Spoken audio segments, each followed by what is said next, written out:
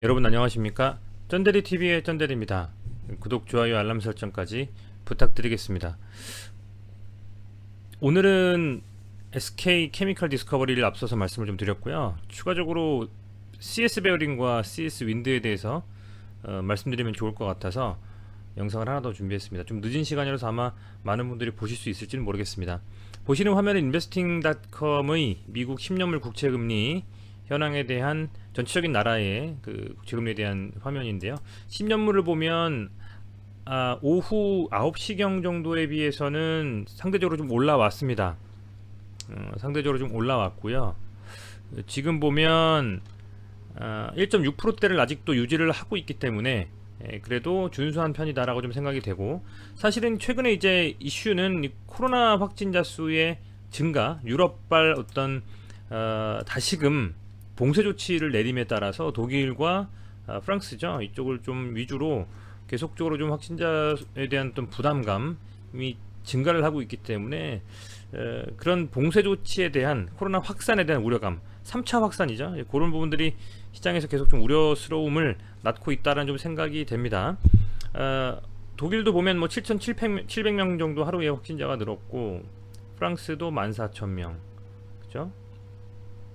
브라질 84,000명, 이렇게 상당히 좀 여전히 늘고 있다는 좀 생각이 듭니다. 그나마 우리나라는 한 400명 정도 수준으로 지금 잘 좀 방어를 좀 하면서 잘 가고는 있는데, 추후 좀 더 관심 있게 지켜봐야 될 측면이 아니냐, 뭐 이렇게 생각이 좀 됩니다. 현재 코로나 재유행에 대한 부담감에 대해서 아무래도 위험자산 선호에 대한 심리가 좀 악화되는 부분이 있는 것 같죠. 위험자산이라고 하면 대표적인 게 주식이라고 볼 수 있을 것 같고요. 뭐 그런 측면에서 조금 우려스러움이 여전히 시장에 잔존을 하고 있다 라는 좀 생각이 되고, 그럼에도 불구하고 차트는 오늘 좀 괜찮은 느낌을 받았어요. 몇몇 종목들은. 자, 우선은 보시면 업종 차트를 좀 봤을 때 오늘 이게 코스닥 지수입니다. 코스닥 종목들 오늘 좀 괜찮았죠. 0.79% 상승을 좀 하면서 뭐 그렇게 나쁘지 않은 흐름을 가져갔습니다. 되게 중요한 부분인 것 같아요. 이 자리가, 이게 지금 62평선인데 52평선 올라와주고, 그죠? 이제 거의 뭐 22평선까지도 좀 이렇게 돌파를 하는, 이걸 좀 이렇게 제가 좀 이걸 지워놓고 볼게요. 좀 더 보기 좋게. 이게 지금 62평선이고요. 그렇죠? 이게 52평선입니다. 52평선이 62평선 돌파를 앞두고 있고요. 이미 골든크로스는 여기서 났었잖아요. 그래서 이걸 돌파를 한다라고 그러면 조금 더 분할해서 보면 한 요정도 라인에서 지금 있다라고 보고 있고요. 얘가 만약에 이걸 돌파해서 안착해준다, 950포인트 정도를 안착을 해준다면 이제 이 윗구간에서 조금 움직일 수 있는 가능성도 있어 보입니다. 그렇다라는 것은 다시 한번 950포인트라는 것은 결국에는 1000포인트에 대한 기대감을 가지고 흘러갈 수 있다는 부분이고요. 코스닥 중소형주 위주의 좀 움직임을 가져갈 수 있는 좀 그런 흐름이 나와주고 있다라고 좀 생각이 됩니다. 보시면 그런 상황 속에서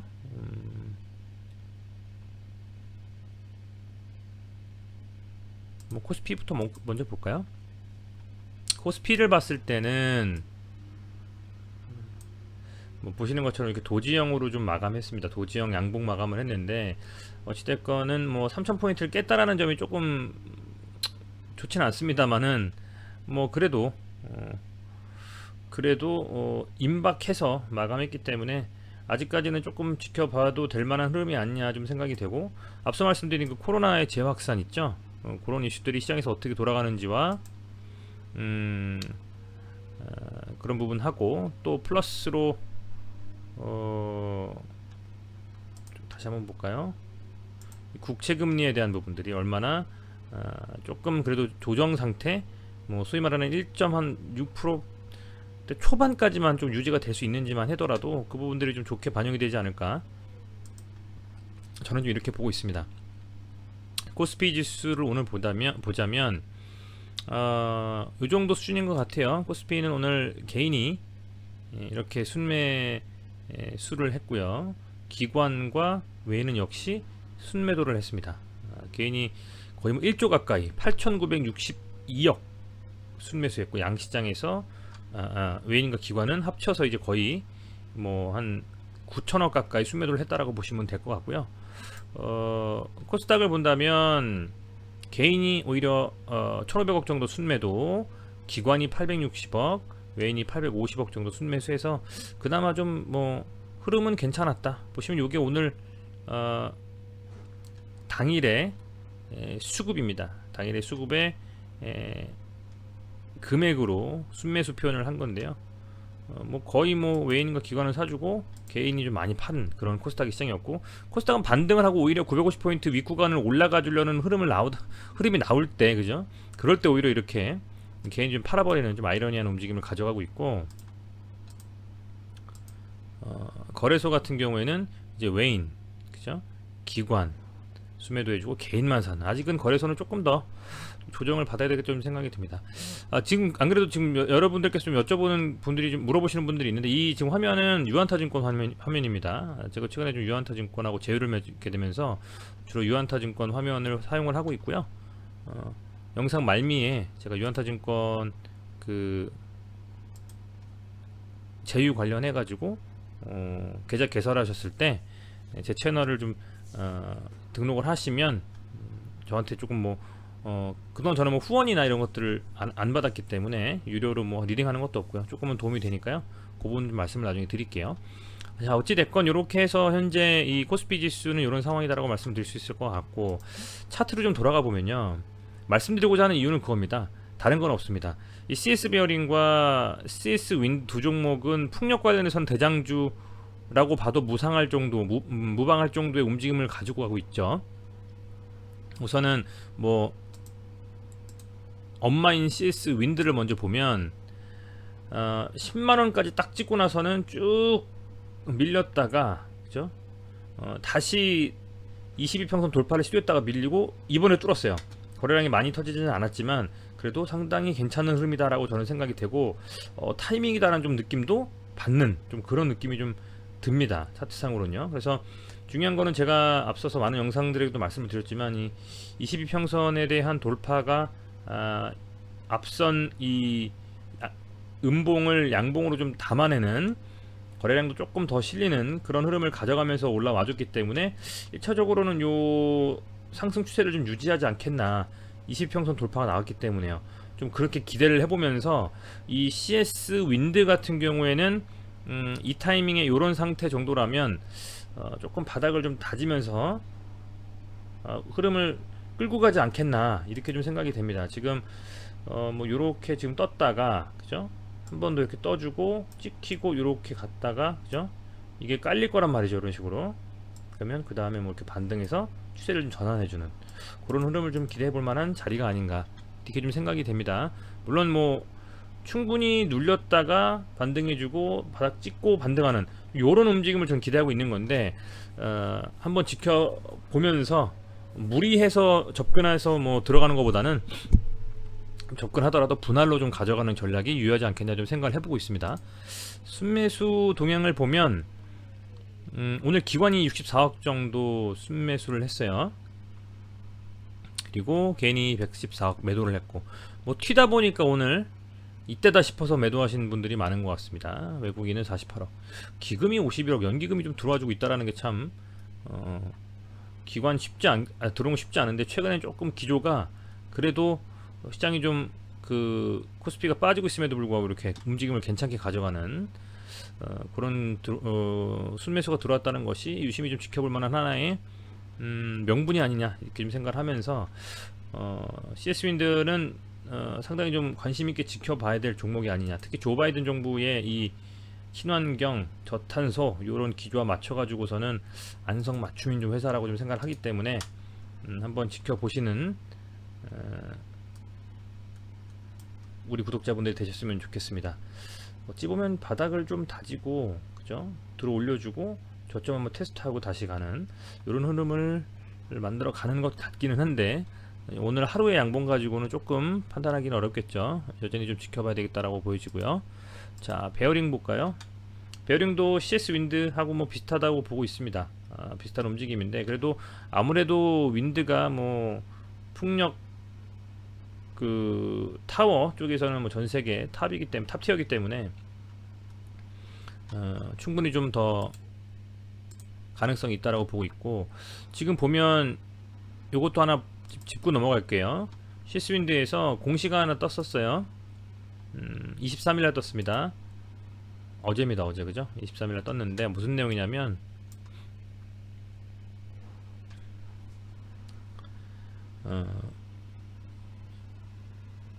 노르덱스 아코이나사 이게 제가 이게 요 상호명이 처음 듣는 상호명이어 가지고요. 뭐 어쨌든 요런 회사와 그죠?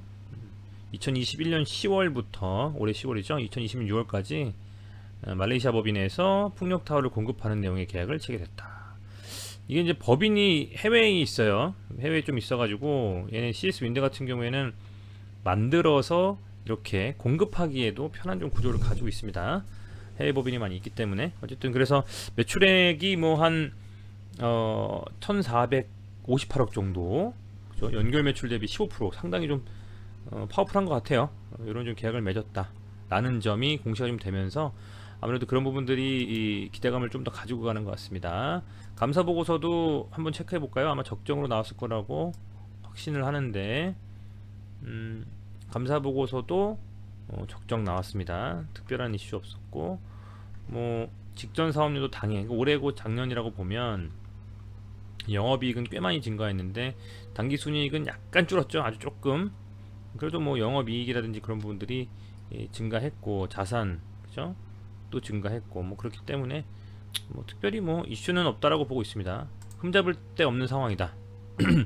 차트상으로 이제 눌렸고 이때는 관심이 쏠리면서 더 갈 것이라는 기대감에 물렸다면 지금은 오히려 이렇게 좋은 종목 같은 경우에는 눌렸을 때 충분히 바닥 다지면 들어가는 것을 생각해 볼 만한 종목이 아니냐 이렇게 좀 생각이 됩니다. 조금 더 디테일하게 CS 윈드 검색해 보시면 굉장히 좋은 회사라는 걸 아실 수 있을 거예요.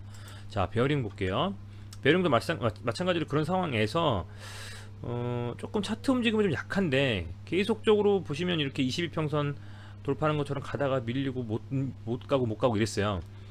그래서 아주 뭐 파워풀하게 상승에 대한 기대감을 가져가기보다는 보수적으로 보면서 타이밍을 좀 잡자 이런 게 맞는 것 같아요. 오늘 외국인이 그래도 3억 정도 순매수했고 나머지는 순매도로 일관을 했고요. 얘도 역시 보면 최근에 어떤 이슈가 있었던 핫 이슈는 없었지만 감사보고서 3월 15일에 제출한 거에 따르면 뭐 적정으로 문제 없습니다. CS 베어링 특별히 문제 없다. 네, 그죠? 적정이고요. 당기순이익 조금 빠졌고 영업이익 조금 빠졌고 그죠? 매출액 조금 늘었고 이런 정도 수준이네요.